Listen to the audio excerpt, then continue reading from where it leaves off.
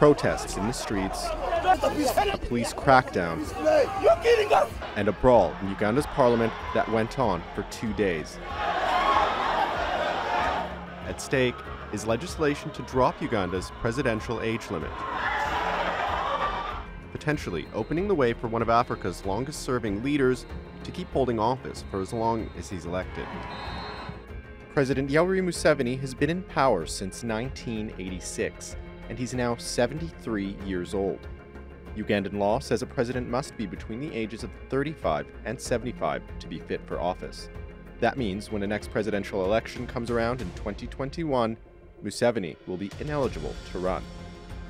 His supporters say that's age discrimination, and the law should be dropped. On the other side of the debate, the age limit is seen as the final obstacle preventing Museveni from becoming Africa's next president for life. And that view is not without merit. Uganda used to have presidential term limits, but in 2005, Museveni changed the constitution so he could continue holding office for a third, fourth, and fifth presidential term.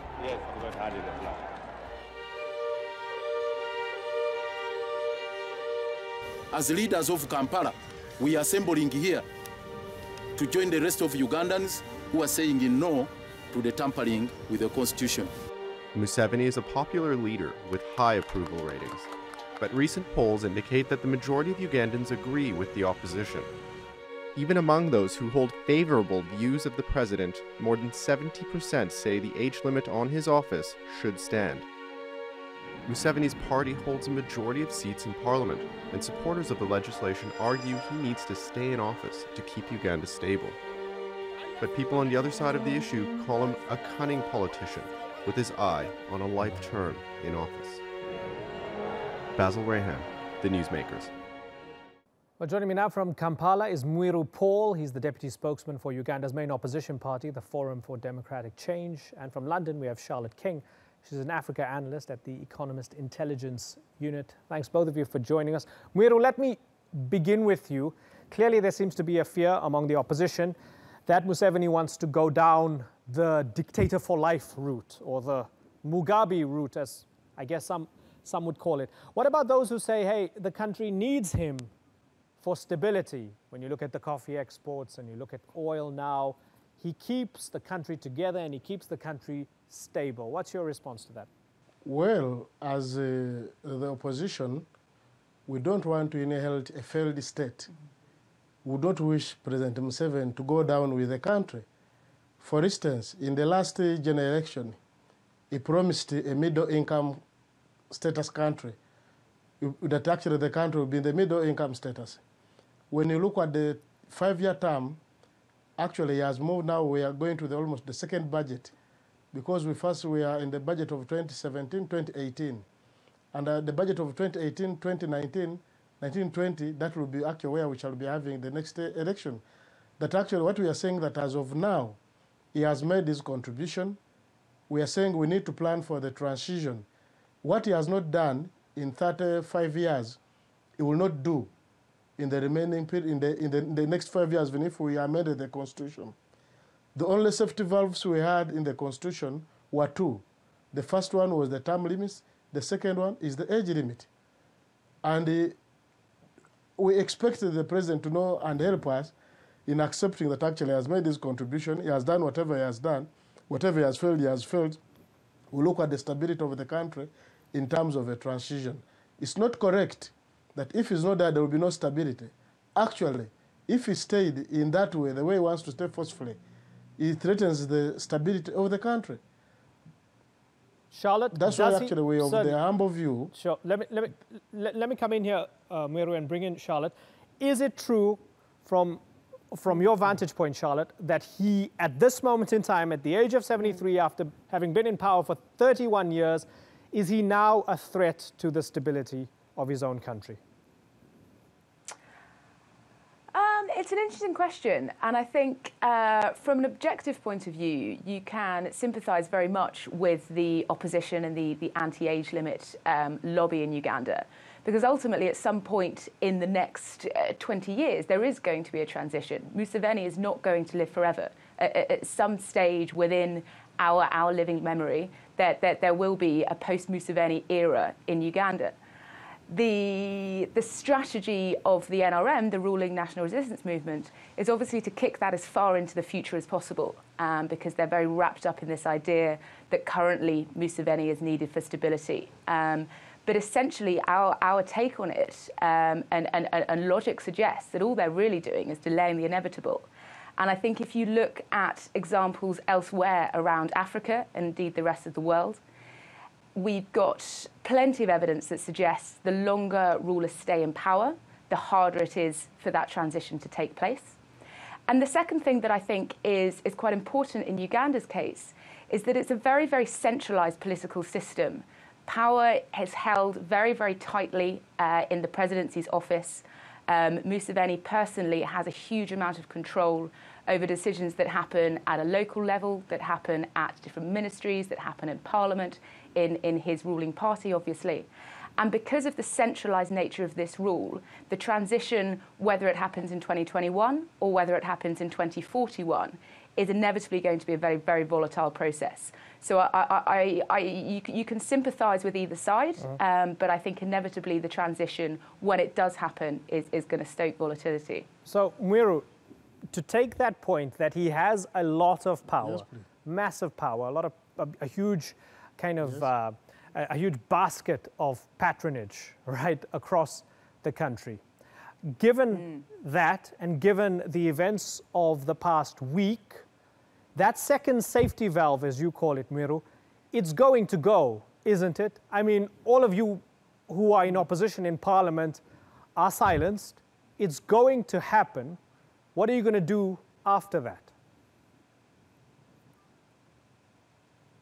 Well, it is not true that he has a lot of power. He has hijacked the people's power, because the power he has, it ought to have been derived from the people. He derives his power from the gun. He uses the state apparatus as instruments of coercion on the people. What we are saying, that we want the people to actually take back their power, so that every leader knows that is a servant to the people of Uganda. Because when you look at the Ugandan Constitution, Article 1, it says power belongs to the people. So it's the people to decide how they want to be governed. What people are seeing now, that the continued stay of President Museveni into power after the 2016 general election, it threatens the stability of the country, it threatens the economic viability of Uganda, thence chasing away investors, because nobody wants to invest his money in a country where it doesn't see stability. Right. And this is what we are saying, that our work is simple. We are talking to the public, we are informing them that President Museveni has made his contribution. What he has not done, like the oil pipeline, you don't expect to start the next 5 years, like the standard gauge railway to connecting the oil pipeline. The things he has not done, he will not do, because he has had 35 years and he has not done them. What we demand from him is the goodwill to understand that actually this is a country of 40 million people, and therefore he should not look at himself as a country. On the violence, yes, he will use the violence. Certainly. Can I come in here? But it's short term. Yeah, let's talk about violence for a second here, because when we saw those pictures from Parliament, when we saw the scuffles, it was both ruling party MPs and opposition making a fool of themselves, beating each other up, right, in Parliament. Do you regret that it got to people using their fists, because that was the perfect pretext for House Speaker Rebecca Kadaga to suspend 25 MPs, to crack down, and to make sure that your voice wasn't heard? So in retrospect, do you regret that opposition MPs didn't maintain their dignity and actually rolled up their sleeves and got involved in basically a big bar brawl? Well, we agree that the sanctity of Parliament had to be preserved. We know for a fact that the ruling of the Speaker, however much we disagreed with it, ought to have been respected, but we only agree to that extent. We disagree to the extent of Parliament allowing strangers to enter into the parliamentary chamber, because the rule which empowers the Speaker to suspend the members is the effect that once the members don't leave, the Speaker calls out, enlists the service of a sergeant at arms. It does not extend to say that the services of strangers to carry out members. What we were faced with was a situation of rights vis-a-vis the rules. The right of a member in the parliamentary chamber had to be observed. The Speaker had very many avenues of dealing with that. In any case, even according to the rule, the suspension doesn't start immediately.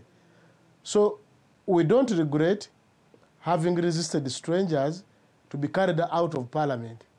Our only point of regret is that we are now dealing with matters which would have been matters of intellectualism, that we are handling them that way. So the members of Parliament resisting strangers who had come into the parliamentary chamber, I think this is one also of the matter which the members of the public and the whole world must interest themselves in. How did the strangers find them? Because even all those pictures which were being showed all over the world concerned strangers who had come into the parliament. So there was no fight between NRM MPs and the opposition MPs. There was no such a fight. The resistance which was there was when strangers came to the parliamentary chamber and they were carrying away legitimate members of parliament from the chambers. So we believe that Parliament ought to have done more than that, because there are even members who are not being suspended, who are being whisked away from the chamber by the strangers. So the strangers even did not know whom to carry out of the chambers. Okay. We are saying if Parliament had been respected, that wouldn't have happened. Okay, and it happened, and it's played out, Yes. and at the moment, the opposition voice has been largely muted in Parliament as a result of that. So we are where we are right now, and people are worried moving forward. Charlotte, there are those who say that if Museveni decides, come hell or high water, he wants to change the age limit, he's going to stay in power for as long as he's alive, that we might see a situation similar to what happened in Burundi. That's one fear. Is it an exaggerated fear, or is it a realistic fear? I think it's possible. Well, it is not an exaggerated forecast at the Economist Intelligence Unit. Go ahead, Charlotte. I think it's possible, and I think it's certainly a risk. I don't see that as a particularly likely outcome within the next, say, 5-year period. And I'll tell you why. I think there are two reasons why we won't see a Burundi-type situation play out. The first is, as I've mentioned, the police, the military, the courts are very heavily partisan in favour of the NRM. And it's very, very difficult for the opposition forces, the FDC and others, to mobilise against that. We've seen time and time again over the past sort of decade or so ago, anytime they attempt to lobby, be it against a specific issue, or be it more generally in an election campaign, the weight of the police force and the military and the laws that give them the powers to do this make it very, very difficult to mobilise against that. And then the second dynamic that I also think plays into it is, I think at this stage, Museveni still commands a fair amount of popularity in many parts of Uganda. Certainly not in all parts of Uganda, and it's an increasingly balkanised country in that we see very different pockets of support in urban Kampala than we might do in the rural areas, for example.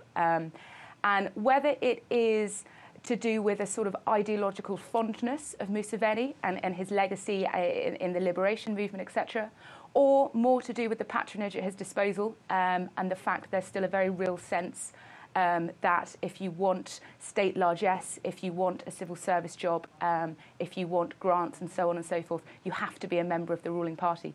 Wherever this support comes from, Museveni still holds a fairly firm weight of popularity in many parts of the country. So again, I think that makes it less likely that we see a Burundi-type situation at the moment. That's not to say it won't change over the next 10 years, but I think at the moment it's fairly unlikely. Mwiru, as we look forward, we have the former presidential candidate, Kizza Besigye, calling for demonstrations against this amendment, calling for massive demonstrations.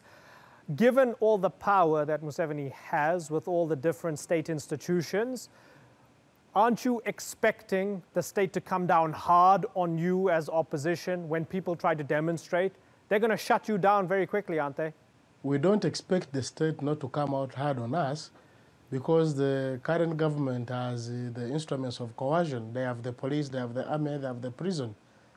and now they have the courts of late. But of course, what we know is that we have to come up, speak the truth to the people.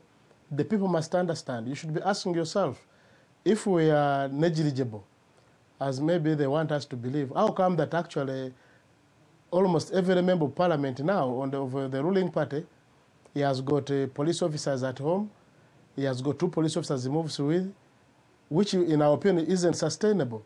The freedom of our colleagues lies in building a better Uganda.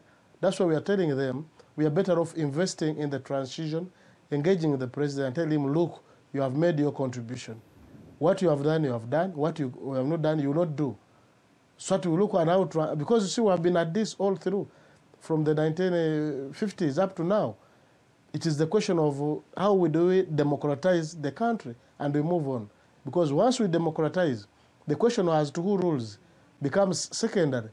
But even as we talk now, everybody is preoccupied with holding hostage the state, so that he has all the instruments of coercion and turns up to be a ruler. Yet, as the opposition, we think nothing is going to stop us from agitating, nothing is going to stop us from talking to the masses, so that they understand that even those who are supporting the lifting of the age limit, they are doing it at the detriment of their own safety, at the detriment of their own, of the future generations. Right, and interesting times ahead here, because Uganda has never really had a peaceful handover since independence in 1962. We hope things go peacefully, and we hope Uganda moves in the right direction. Mwiru Paul and Charlotte King, I've got to move on, but I thank you both for joining us here on the Newsmakers. Thank you.